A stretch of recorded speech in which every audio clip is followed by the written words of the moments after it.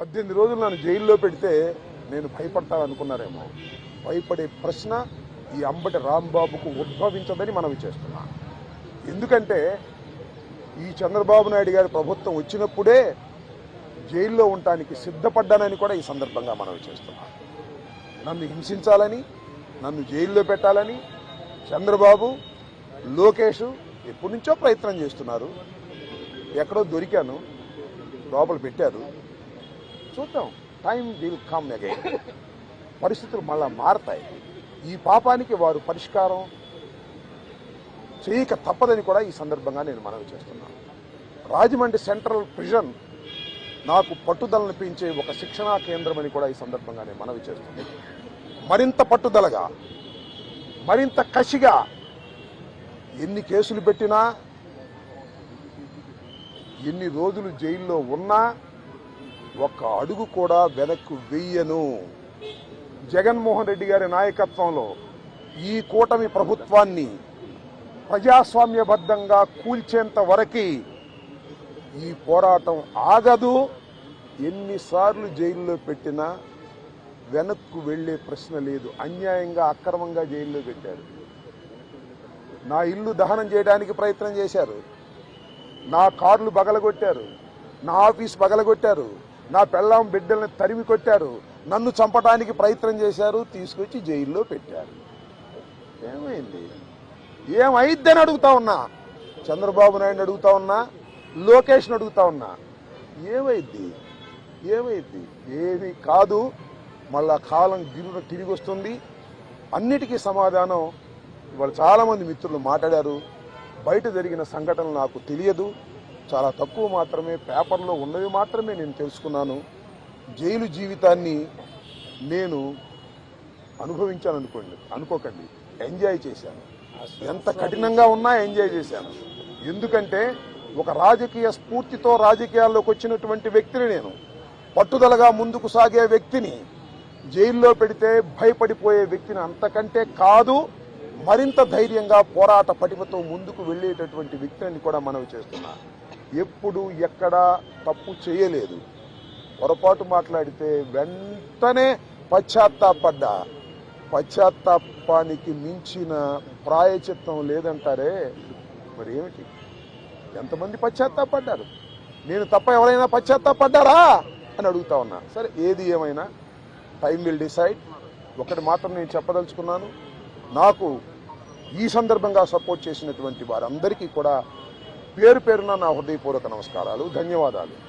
నా పార్టీ కానివారు కూడా నన్ను సపోర్ట్ చేశారు. దాడులు చేయటం తప్పన్నారు, దాడులు అన్యాయం అన్నారు. ఒకవేళ తప్పు మాట్లాడితే కేసు పెట్టి లోపల పెట్టాలి కదా, ఇంటి మీద దాడి ఏంటి అన్నారు. దాడి చేసిన వాళ్ళకు బెయిల్ వచ్చింది. దాడి చేయించుకున్న నాకు 18 రోజుల తర్వాత బెయిల్ వచ్చింది. ఏం చేయగలిగారు? ఏం చేస్తారు? దేనికైనా సిద్ధపడి రాజకీయాల్లో జగన్మోహన్ రెడ్డి వెంట నడుస్తున్నటువంటి వ్యక్తులం. ఆ రోజు రాజశేఖర రెడ్డి వెంట నడిచాం, ఇవాళ జగన్మోహన్ రెడ్డి గారి వెంట నడుస్తాం, తుదకంటూ నడుస్తాం. బొందిలో ప్రాణం ఉన్నంత వరకు జగన్ వెంట నడుస్తాం. ఏ విషయాన్నైనా, ఎన్ని కుట్రలనైనా, ఎన్ని కుతంత్రాలనైనా ఎదుర్కోవడానికి సిద్ధంగా ఉన్నామని కూడా ఈ సందర్భంగా మనవి చేస్తున్నాను. అందరికీ నా హృదయపూర్వకమైన ధన్యవాదాలు ఈ సందర్భంగా తెలియజేసుకుంటున్నాను. మళ్ళా రేపు వివరంగా గుంటూరులో ప్రతి విషయం గురించి కూడా నేను మాట్లాడతాను. ఇంకేమైనా అడిగితే అడగండి.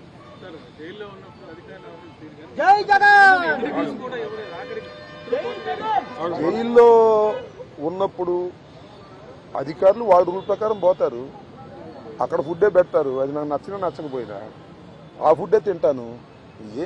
కలకాలం తింటాను ఆ ఫుడ్. ఆ పెట్టిన ఫుడ్ నాకు నచ్చలేదు, ఎందుకంటే కొద్దిగా డబ్బులు ఉండవాళ్ళం కదా, మంచి ఫుడ్ తింటాం. జైల్లో మంచి ఫుడ్ కావాలంటే వస్తుందా? కోర్టు వారు నాకు ఆర్డర్ ఇవ్వలేదు. ఓకే, జైలు అధికారులు వారి ప్రవర్తన వాళ్ళది, వాళ్ళు నాకేమో స్పెషల్గా ఏం చూడాల్సిన అవసరం కూడా నేను ఎప్పుడు కోరుకోలేదు, కోరుకోను కూడా. సామాన్య ప్రశ్నలుగానే ఉండటానికి నేను ఇష్టపడ్డాను. కోర్టు ఆర్డర్ ఇస్తే బయట భోజనం తిన్నాం అనుకున్నాం, కోర్టు ఆర్డర్ ఇవ్వలేదు, లోపల భోజనమే తిన్నాం. కొద్దిగా చిక్కినట్టున్నా, అయినా ఏం కంగారేం లేదు, ఏమి ఇబ్బంది కూడా ఏమి లేదు. ఆరోగ్యం బ్రహ్మాండంగా ఉంది. ఆరోగ్యం మరింత పట్టుదలగా ముందుకు సాగుతుంది. అక్కడ సవాల్ విసరడం, తర్వాత మళ్ళీ మీ అమ్మాయి మాట్లాడినప్పుడు మళ్ళీ మీ అమ్మాయి కాబట్టి సవాల్ విసరడం. సరే, ఇప్పుడు వాళ్ళ గురించి వాళ్ళని ఉపయోగం ఉంది. చంద్రబాబు మానిటర్ చేశాడు, లోకేష్ మానిటర్ చేశాడు దాడిని. కరెక్ట్గా చెప్తున్నా నేను, చంద్రబాబు లోకేష్ మానిటర్ చేశారు దాడిని. 7 గంటల సేపు నా ఇంటి దగ్గర దాడి జరిగింది. 7 అవర్స్ పోలీసులు ఉన్నారు అక్కడ. ఇంతకన్నా ప్రజాస్వామ్యంలో ఏం కావాలి చెప్పండి, నాకు అర్థం కాల. 5 గంటలకు వచ్చి 12 గంటలకు వెళ్ళారు. తెలుగుదేశం కార్యకర్తలనండి, దుండగులనండి, దుర్మార్గులనండి, గంజాయి బ్యాచ్ అనండి, పోలీసులు అందరూ అక్కడే ఉన్నారు. వాళ్ళ సమక్షంలోనే దాడి జరిగింది, వాళ్ళ రక్షణలోనే దాడి జరిగింది. మీ అందరికీ తెలుసు, నేను ప్రత్యేకంగా చెప్పాల్సిన అవసరం లేదు. బట్ నేను 11వ తారీఖున రాత్రి 10:20 నేను అరెస్ట్ అయిన దగ్గర నుంచి ఇప్పుడు వరకు ఏం జరిగిందో బయట ప్రపంచంలో నాకు లిటిల్ నాలెడ్జ్ ఉంది. అంటే పేపర్ నాలెడ్జే తప్ప నాకు ఎవరు ఏమీ నాలెడ్జ్ ఇవ్వలేదు. కాబట్టి ఈ నాలెడ్జ్ అంతా తెలుసుకుని రేపు చాలా వివరంగా, చాలా సుదీర్ఘంగా నేను నా ఆవేదననండి, నా కోపం అనండి, నా బాధ అనండి, నా ఆర్గ్యుమెంట్ అనండి ప్రజల ముందు పెడతాను. ఎందుకంటే ప్రజల ముందు ఎందుకు పెట్టాలంటే ప్రజలకు అర్థం కావాలి, నేనేమిటో తెలుసు. అయినా ఇప్పుడు జరిగినటువంటి సంఘటనలో చాలా పత్రికలు రాసినాయి కదా నా మీద, వాటన్నిటికీ ప్రజలకు చెప్పుకోవలసినటువంటి బాధ్యత నాకు ఉంది. కాబట్టి రేపు చాలా క్షుణ్ణంగా చెప్తాను. చెప్పండి. దార్ ప్లాన్స్. ఇప్పుడు నా జోగి రమేష్, అమ్మటి రాంబాబు అని కదా, వాళ్ళ విధానమే వైలెన్స్లోకి వెళ్ళి భయపెట్టాలని ప్రయత్నం చేస్తున్నారు. జైల్లో పెడితే భయపడతాం అనుకుంటున్నారు, ఇళ్ల మీద దాడి జరిగితే భయపడతాం అనుకుంటున్నారు. భయపడ్డారు, నా పిల్లలు భయపడ్డారు, వాస్తవమే కాదని అంటలా. ఇంట్లోకి వచ్చి నా పిల్లలు, నా మనవలు ఉన్నప్పుడు దాడి చేస్తే భయపడతారు ఎవరైనా. పోలీసులు ఏం చెప్పారు తెలుసా, మీకు ఆశ్చర్యపోతారు. సార్ మీరు పారిపోండి సార్, పారిపోండి సార్ అని చెప్పారు. రక్షించాల్సిన పోలీసులు ఆ గంగా వెంకటేశ్వర ఆయన, తెలుగుదేశం ఆయన, పారిపోండి సార్ అంటాడు. మీరు గోడ దిగి వెళ్తారా అని చెబుతున్నాడు నన్ను. గోడ దిగి వెళ్ళకంటే సావటం బెటరాయా అని చెప్పా. అది నువ్వే కదా దాడి చేస్తుందని చెప్పా. ఏంది ఇదంతా? అంతా చాలా వికృతంగా ఆటవిక రాజ్యంగా మీరు చేశారు. వీటన్నిటికీ ప్రజాస్వామ్యంలో అన్నిటికీ సమాధానం వస్తుంది ఒక రోజున. వాడికి తప్పనిసరిగా సమాధానం చెబుతాం. మీరు కేసులు పెట్టి భయపెట్టాలనుకున్నారు, భయపడం, మరింత ధైర్యంగా ముందుకు సాగుతామని కూడా ఈ సందర్భంగా మరోసారి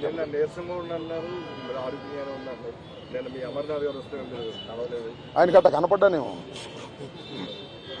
నేను నీరసంగా ఎప్పుడూ లేను, లోపల ఏది ఇబ్బంది పడలేదు. కాబట్టి బాత్రూమ్ దగ్గర జారి కొద్దిగా పడ్డాను. నా అంతా నేను ఎవరి తప్పు లేదు. ఆ బాత్రూమ్లు అన్నీ ఉంటాయి కదా, మనం అలా ఉన్నాయంటే జైల్లో ఎలా ఉంటాయి అలాగే ఉన్నాయి. దాని గురించి పెద్ద ఏమైనా షవర్ ఉందా? లేదు కదా. So I don't care all these things.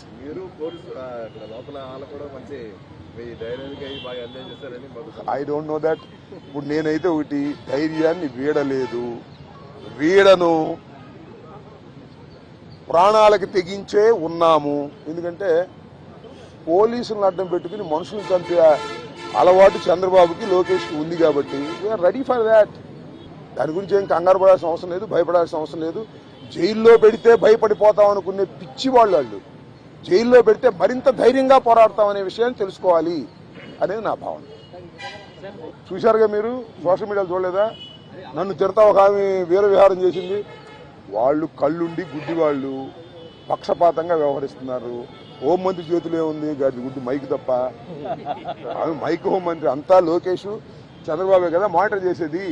ఆమెం చేస్తుంది పాపం, అనితే ఏం చేస్తుంది?